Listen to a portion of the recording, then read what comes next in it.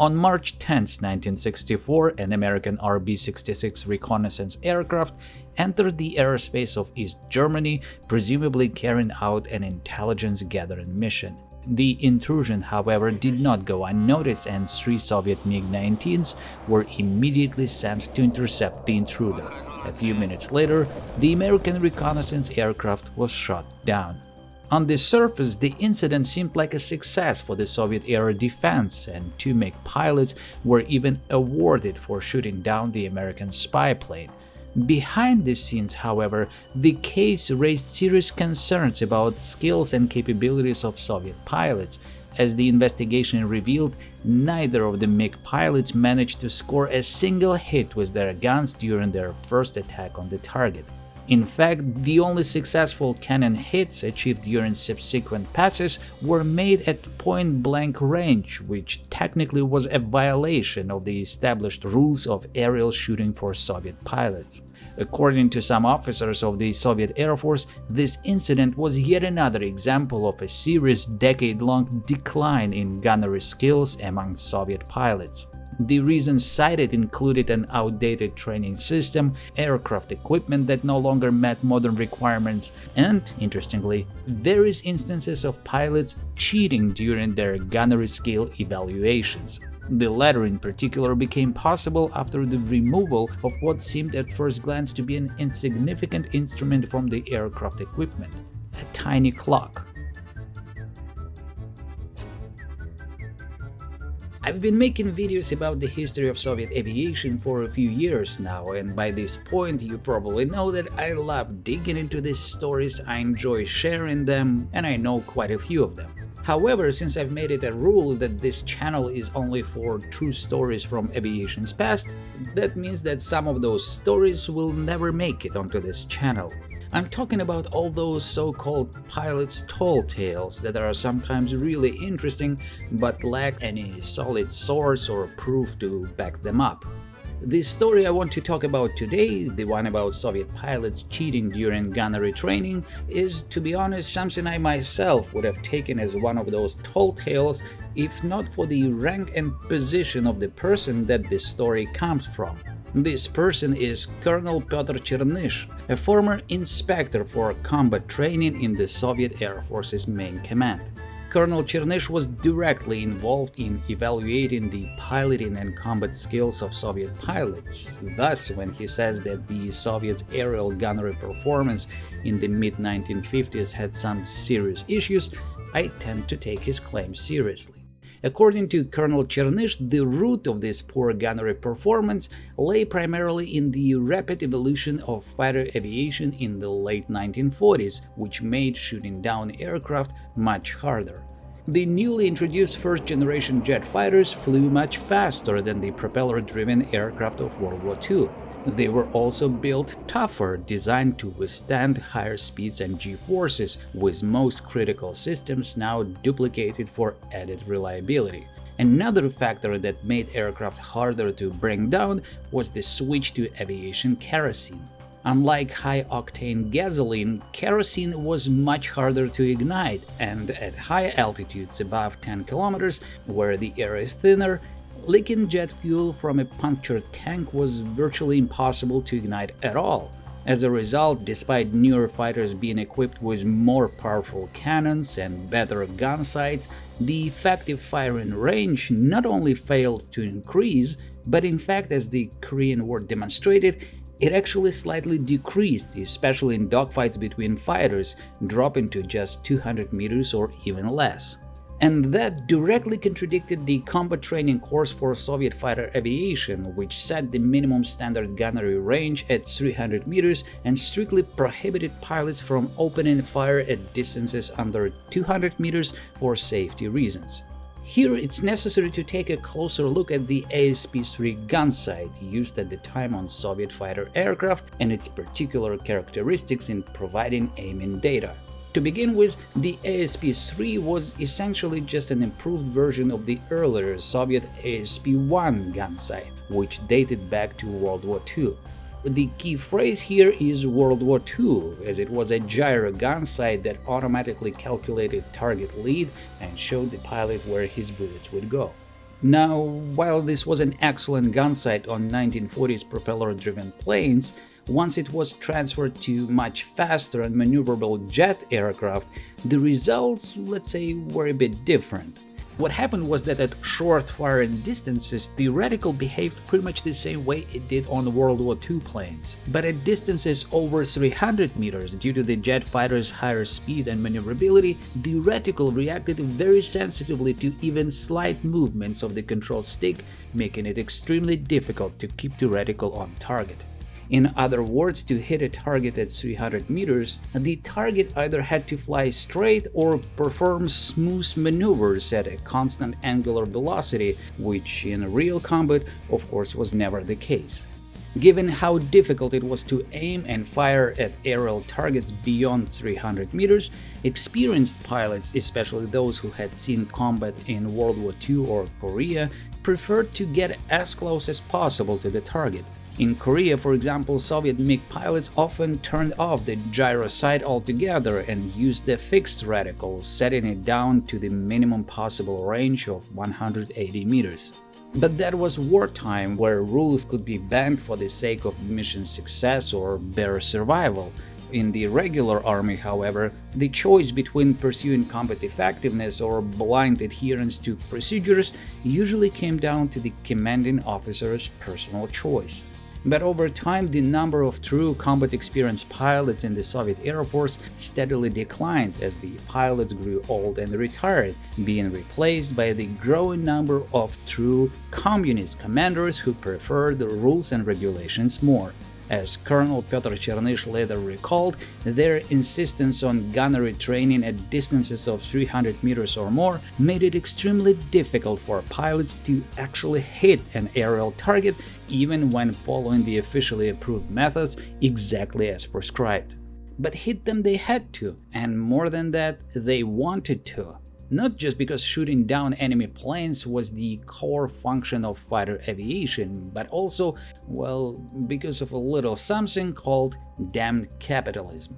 As one could say, you can do more with damned capitalism mixed with beautiful communism than with just beautiful communism alone.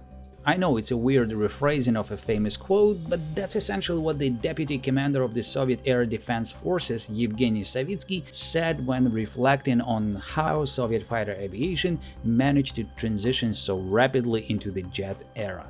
As he noted in his book, the key to this success was nothing other than the advantages of the Soviet social and political system, that unique fusion of ideological and moral foundations from which the Soviet man draws his vitality and resilience. This was what supposedly powered Soviet progress, and not some capitalist incentives like money, prestige, glory, and other worldly motivations. But interestingly, as Savitzki himself admitted in the following few sentences, it was precisely those capitalist incentives that were introduced into Soviet Air Force to promote the professional development of fighter pilots. He was referring to the so-called pilot class rating system introduced in 1950. This new system had 3 qualification levels based on the pilot's theoretical knowledge and practical skills.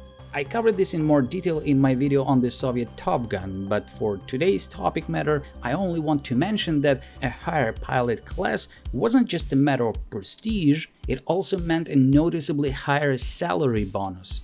By the way, the very first Soviet pilot to receive the coveted first-class rating, and with it all the attached bonuses, was none other than the aforementioned deputy commander of the Soviet Air Defense Forces, Yevgeny Savitzki.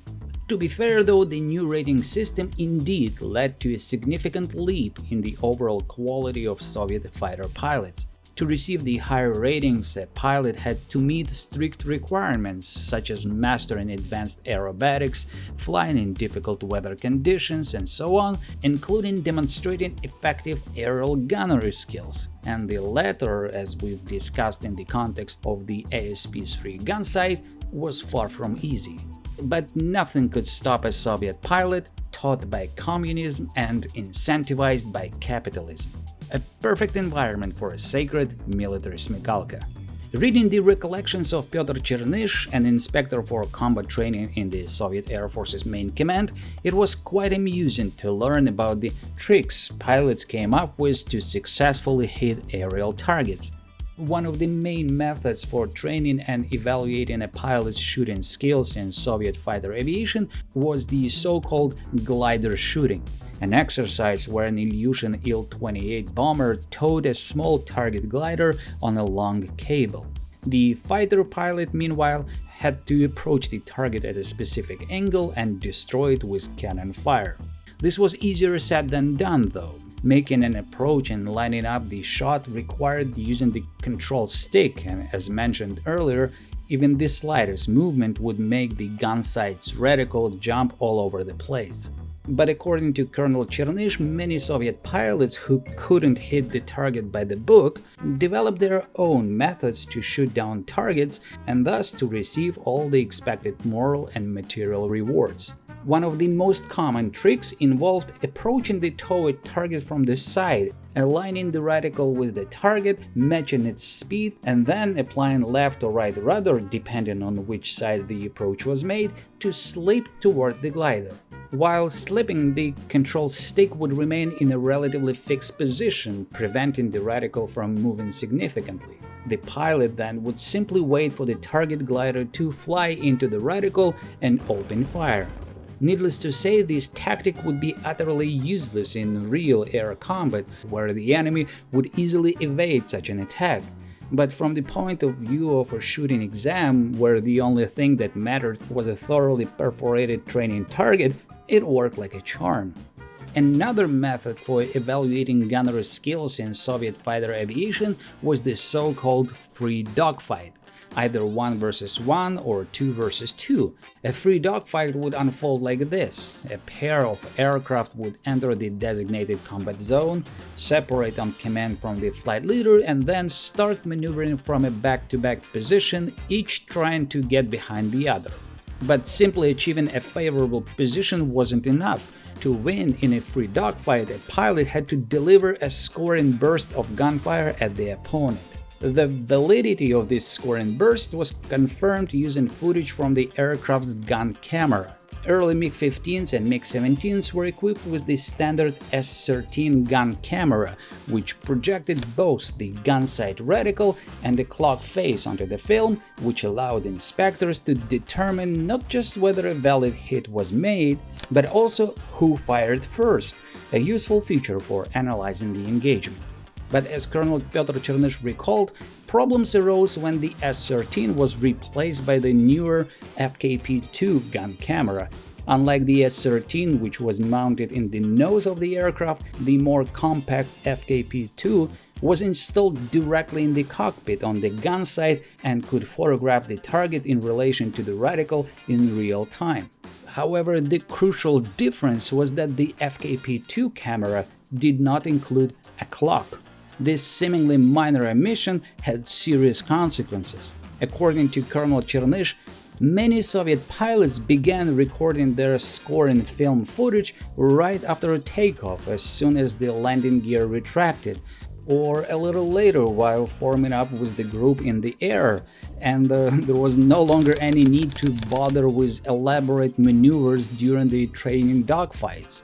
The resulting film showed a perfect side picture with the target in the crosshair, and the absence of a clock meant there was no way to tell when the footage had been taken. As Chernysh put it, the disappearance from the Soviet fighters of such a seemingly insignificant piece of equipment, a simple clock, led to the rapid degradation of aerial combat training, both among interceptor pilots in the air defense forces and frontline fighter pilots alike. I have to say that with all this in mind, some episodes of poor gunnery performance by Soviet fighter pilots that I have previously come across in various books, articles or memoirs now look completely different to me. Take for example a story told by a man who I have already mentioned many times in this video, Evgeny Savitzki. In his memoir, he describes a rather amusing incident at a training range. A missile was fired at an aerial target, an old unmanned World War II bomber, but it failed to destroy it and only damaged its control mechanism. As a result, the drone bomber started performing erratic maneuvers in the sky. Fearing that this now uncontrollable aircraft might fly beyond the range and crash into a civilian area, General Savitzki dispatched 2 MiG-15 fighters to intercept the runaway target. But even after catching up to it, both pilots were unable to shoot it down despite using up their entire ammunition load. In the end, General Savitzki himself jumped into a MiG-15 and flew out to intercept the rogue bomber. Yet even the twice hero of the Soviet Union, a celebrated ace of the Second World War, couldn't bring down the maneuvering drone with cannon fire. Fortunately, the bomber eventually ran out of fuel and crashed within the range limits. When I first read Savitzky's memoir years ago, I found this episode amusing, even a little comical. But after reading what Colonel Pyotr Chernysh had to say about the actual state of gunnery training in Soviet fighter aviation, it doesn't seem all that funny anymore. The thing is, Soviet fighter pilots didn't just have to shoot in training exercises, they had to do it in real combat situations as well. I'm talking about the many early Cold War incidents involving NATO aircraft violating the borders of the USSR and Warsaw Pact countries. And according to Chernysh, when Soviet pilots had to engage real maneuvering targets during these encounters, the outcome often wasn't much better than that of General Savitzky. According to Chernysh himself, the situation with poor gunnery skills reached its peak during an incident near the German city of Magdeorg, when an American RB-66 reconnaissance aircraft violated East German airspace. 3 MiG-19 fighters were scrambled to intercept, but despite executing their approach exactly by the book, none of the pilots managed to score a single hit on the RB-66 with cannon fire. Eventually, one of the pilots, going against the rules, fired a salvo of unguided rockets from a short distance. Only after that, with the American plane already damaged, was he able to finish it off with cannon fire at a point-blank range. The incident received international attention and was officially declared a success by the Soviet Air Force. 2 of the MiG pilots, Captain Ivannikov and Captain Zinoviev, were even decorated for shooting down the American aircraft. But behind the scenes, according to Colonel Chernysh, the whole affair caused serious concern, as none of the 3 MiGs had managed to hit the unarmed intruder on their first attack approach. To be fair, although the issue raised alarms, it didn't spark much of a response. By that time, the Soviet Air Force was already charging full speed into a new era of fighter aviation, one where the future of air combat was seen as purely missile-based. Cannon fire was now viewed as an outdated relic. In fact, the new generation of Soviet fighters didn't even have cannons. But that's a whole different story, which you can learn in my video on the origins of the Soviet Top Gun program. By the way, speaking of Captain Zinoviev, one of the guys who shot down the RB-66, he also stars in another amusing story, again in Germany. At that time, he was flying the most advanced version of the MiG-21 fighter, which he came very close to gifting to his adversaries when, due to a ridiculous navigation error, he accidentally landed on a NATO airbase in Germany, mistaking it for his own. I made a video about this curious incident, which you can check out on my streaming service Nebula, along with my other exclusive videos.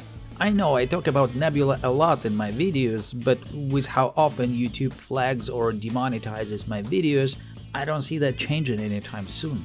The thing is, Nebula isn't like other streaming platforms. You've probably already heard that it's the fastest growing independent streaming service, but what really sets it apart is that it was built and is directly owned by creators, including myself, which makes it the most sustainable way for creators to keep doing what we do.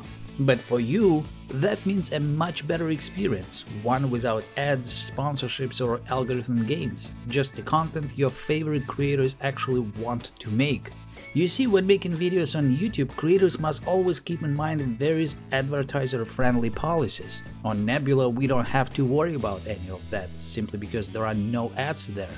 The only thing that matters for us is you, the viewer, and that freedom let us dig deeper, take more risks, and keep pushing the quality of our work.